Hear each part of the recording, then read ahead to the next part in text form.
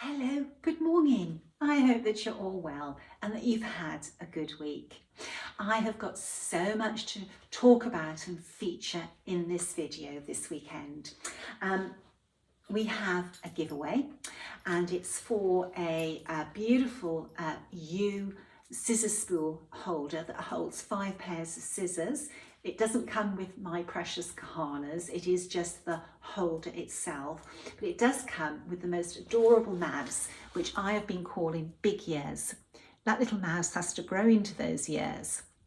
How you enter the giveaway for this, I'll talk about further on in the video, but everybody who enters the giveaway, if you don't win the scissor spool holder, everybody does get something that enters this giveaway. The other thing that I have to talk about is the new product from Needle Needs. Now, Needle Needs are the makers of the Millennium Frame and the Necessaire floor stand. They have just brought out an attachment for the floor stand that will hold a tablet, an iPad, an iPhone. And here's mine all assembled. I'll talk about that a little bit further on. We're also going to have this week's tutorial for the ABC sampler, and this week we're going to cover chain stitch and oblong or elongated cross stitch. But probably the most exciting thing that's happened this week is the release of 3 samplers. This week there's been so much noise and so much dust from our builders. I needed to have something to brighten my week, and I thought the best way of doing that is to share something nice with my needlework friends. So we have 3 samplers. The first sampler I'm going to talk about is little Alice Tippet, and this is a very small sampler full of beautiful colours. There's 9 different colours in this sampler, and although it is small, it has everything a schoolgirl sampler should have. It has a little border, we have our alphabets, we have a very sweet little scene that's dedicated as Sweet Home, and then we have Alice M. Tippet, age 11, St. V's, and it was stitched at St. Irving's Board School in 1894. It's delightful, this little sampler. It hangs on a wall of samplers that are all miniatures, and every time I walk past that wall, Alice catches my eye and I smile, and then I have a little twinge of sadness because Alice died between 1 year and 2 years after she stitched her sampler of diphtheria. It's so sad that this little girl, she never had a full life. We're very blessed to live in a day and age of good medical care and sanitary conditions. Many parents lost children to diphtheria in the 1800s. Now, St. Irving's is a tiny little village in Cornwall, and it's very close to somewhere that many of you will be very familiar with. It's very close to Port Isaac, which is Port Wen in Dock Martin, and some scenes from Dock Martin that were filmed in the areas of around may have included St. Irving's. Okay, so Alice may be familiar to many of you because you may have seen some finishes posted on social media, and you would also have seen the fabric that we issued with Alice's little sampler on, and this has been very popular fabric. It's very pretty fabric. Now, Alice is the only design that is featured in our red boxes. We've had Letters for Europe and Words of Wisdom. All of the samplers in those boxes have been limited edition. But Alice was a personal gift from me to the people who purchased Letters for Europe. It was my birthday gift to those people. And I stressed at the time that Alice would be released a little later. And I've had so many emails since Alice was started to be posted on social media, people asking for her, I thought that, you know, it's sort of like coming up 18 months after Letter for Europe that I ought to get her released. So here she is. There's her little booklet. Alice is only 138 stitches wide by 104 stitches tall. She's stitchable on Aida or linen, and you only use cross stitch over one. We found out a lot about Alice, and you'll be able to read about her in her booklet. It's a very sweet little sampler, and I hope that she brings you much enjoyment, and she will soon hang on your sampler wall. She's available on the Hands Across the Sea Samplers website as a printed booklet or as a PDF download. Alice's charts are with our distributors, so they are available via Needlework stores throughout the world as well. Enjoy her. She is a precious sampler. So, the other two samplers we have released, and this is because I have had so many people chasing me about these two samplers, and in particular, Marta. Anyway, they are now available. The booklet is out, and I've put the two samplers together, and this is part of a new series of samplers that we will be coming out, well, sorry, I'll put my teeth in, that we will have coming out over the next few years, and they come under the heading Needlework from Distant Shores. They're all pieces of needlework that are from different countries, and I decided to do this because so many people were disappointed that they could not get the box Letters for Europe, where there were samplers from different countries featured, that we will be bringing out a whole series of samplers from, you know, different countries, and these are the first two. Now, Marta, there's something very elegant about this sampler. It's delightful. Marta is a Hungarian sampler, and it was stitched in 1905, and the fonts of the alphabets, they are very pretty indeed, and working these little border patterns was very joyous. My needle really enjoyed working these. We've made contact with Marta's family, and I've entered into quite a few discussions with them, and I'm actually gifting the family back the original sampler. She belongs with them. Marta died young as well as Alice. Marta died 5 months after her wedding in 1923 as a result of contracting the Spanish flu. Marta was born in Budapest on May the 6th, 1895, and this is all information that her family have given me. I'm probably not going to get these names pronounced correctly.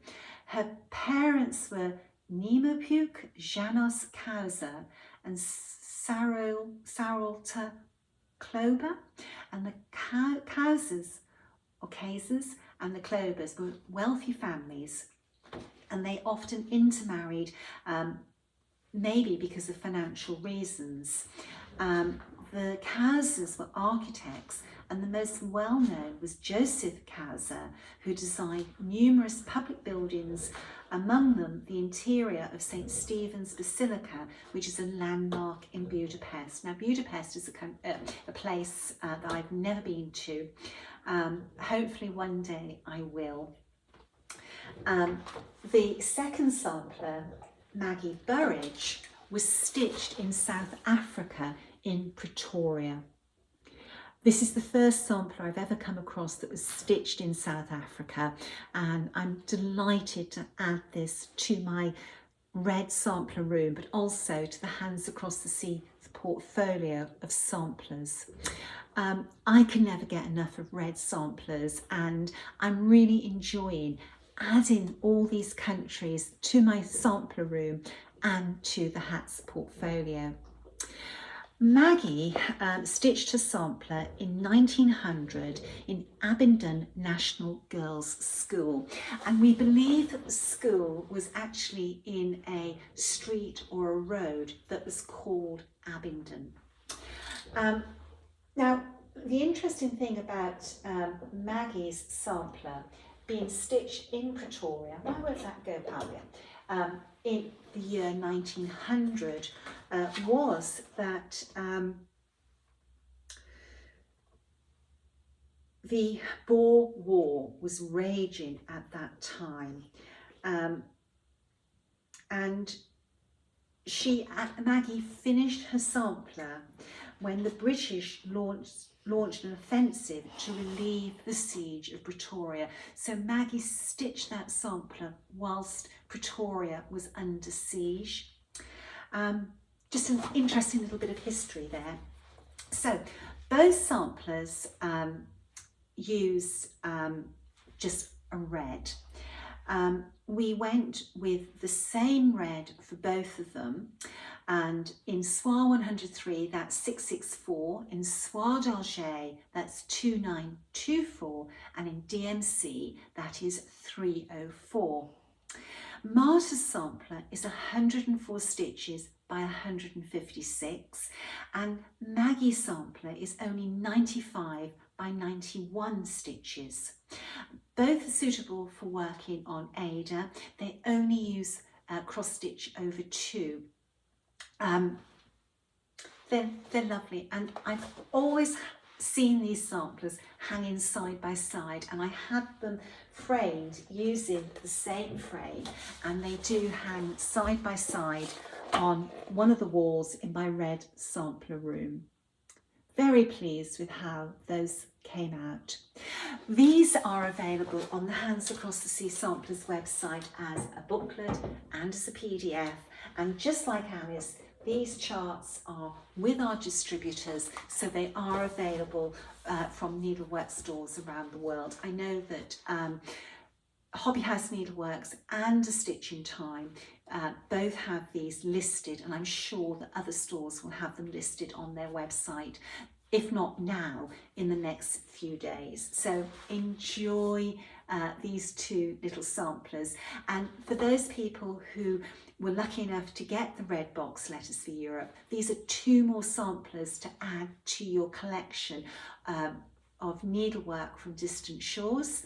And for those of you who didn't, they can be the first 2 samplers to start your collection of red samplers from distant shores. Okay, so the next thing I want to talk about is the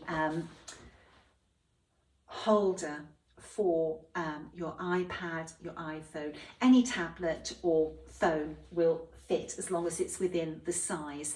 Now I have the iPad Pro, and it's the maximum size iPad, and that fits on in landscape and in portrait mode. The attachment I've been waiting for years and years to come, and it was finally released and arrived this week. This is going to transform my stitching. I like to stitch using a PDF on my phone or my iPad, and this now means I don't have to have my phone on my fabric. My iPad will be directly in front of me and I can stitch away. The other thing I can do is have a split screen and watch TV and have my chart on my screen. I can also watch YouTube while I stitch, but one of the best things about this is that when I stitch via Zoom with in the company of my needlework friends, that I will have them directly in front of me and my chart on the screen at the same time. It's a game changer. I have filmed a video this morning showing the box with the attachment being opened and how to assemble the attachment and attach it to the stand, and I will release that video separately. Okay, so that leaves us with our giveaway and this week's tutorial. In this video, we're going to be looking at two different types of chain stitch. This little girl only worked one version of chain stitch 3 times, and it's the basic version of chain stitch, which I'm going to show you.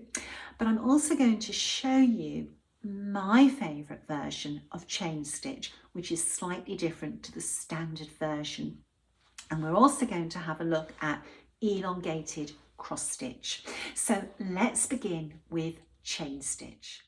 We will use the waist knot method to start our thread. We will begin by bringing our needle up and taking it back down the same hole, and in doing so we will form a loop with our thread. Do not pull your thread all the way through the fabric. Instead, bring your needle up 2 threads to the right of your original starting hole. Catch the loop of the thread before bringing your needle up. We now need to form another loop, so take your needle back down the same hole that you just brought it up through. Note how I'm controlling the tension of the thread by holding it with the index finger of my left hand. Bring your needle back up 2 threads to the right, securing the next loop. This is your stitch path. We are creating a series of loops which we are securing in place by the next loop. Tension is so important to create neatly laid loops. I am controlling the tension of my thread all of the time by holding my index finger on the thread.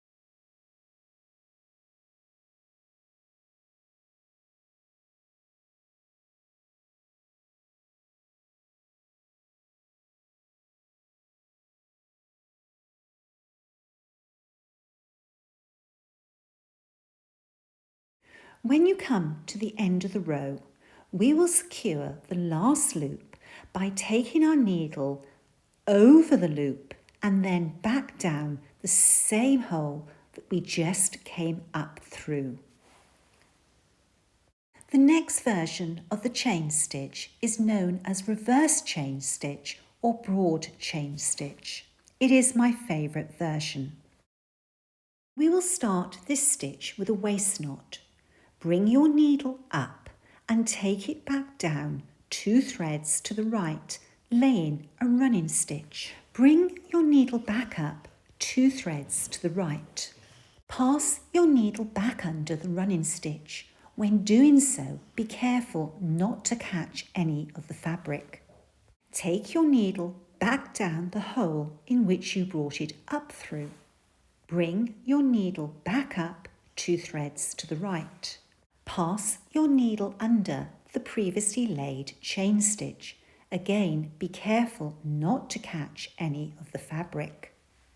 Take your needle back down the hole in which you had previously brought it back up through. We have now established our stitch path. The running stitch which we began with does not form part of the stitch path repeated across the row. I find this method of laying a chain stitch achieves much neater results. Chain stitch is one of the oldest of embroidery stitches. It appears frequently in old samplers, and I understand that it was very popular in early American samplers. It is both an outline and a fill-in stitch. There are many versions of chain stitch for you to explore. There is backstitched, broad, checkered, crested, double, feathered, heavy, knotted, open, rosette, single-lees, threaded, twisted, whipped and zigzagged. This is a photograph of my ABC sampler that I am working. I am stitching on 56 count using Soie 103. Before laying these 3 rows of chain stitch, I experimented in the margins of my fabric. I decided to space my chain stitches over 3 threads. You should experiment as well and decide on what spacing to work your chain stitches dependent on the count of your fabric and the thickness of thread that you are using. In recording this video, I am working on a doodle cloth that is 36 count and I'm using DMC thread. I found that spacing the stitches over 2 threads of linen worked very well. The chain stitch can be worked on Ada in exactly the same way as it is being worked on the doodle cloth. Chain stitch is a reversible stitch. On the back of your fabric, you are laying a row of back stitches. At the end of the row, take your needle back down, forming the last chain stitch. We will now look at oblong or elongated cross stitch. We will start with a waist knot. In the ABC sampler, this stitch is worked 2 threads wide by 6 threads high. It is worked in 2 journeys. I am working this stitch left to right, but it can be worked right to left. We bring our needle up at top left and take it back down at bottom right. The next stitch is laid 4 threads to the right of the first top left. We are leaving a gap of 1 stitch in between. Work the stitch from top left to bottom right, leaving a gap in between the stitches.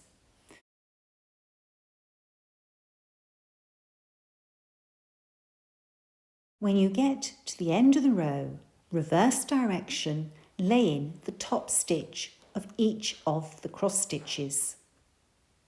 This stitch is reversible. On the back of the fabric, you are laying cross stitches in between the gaps of the front cross stitches. Chain stitch is a very useful stitch. The key of successful chain stitches is controlling your tension so that you can get each chain stitch identical. I think we're probably around the halfway mark in this series of tutorials. We probably have around 7 more stitches and their variations to look at in the weeks ahead. Okay, so for this weekend's Flosstube, we just have the giveaway for the scissor spool holder and the magnetic pin tray. If you would like to enter the giveaway, all you have to do is send an email to hats.competitions@gmail.com and answer 2 questions. The first question is, what is your favourite specialty stitch to work? And the second question that you need to answer is, what specialty stitch would you like to learn? It's as easy as that. Only 1 person will win the scissor spool holder, but everybody who enters will be receiving a gift from Hands Across the Sea samplers. Good luck, and I hope that you're the one that wins this. Okay, so to recap this video, we have 3 new releases. We have Alice, adorable, and we have 2 red samplers from Distant Shores, a sampler from Hungary and a sampler from South Africa. I hope you've enjoyed today's video, and if God is kind, I will be back next week with another Flosstube and another tutorial. I'm off to walk these boys now. They've both been here as I've been working, and they've been very, very patient, but I can see those eyes saying, come on mum, let's go for our walk. Until next weekend, stay well, stay safe, bye-bye.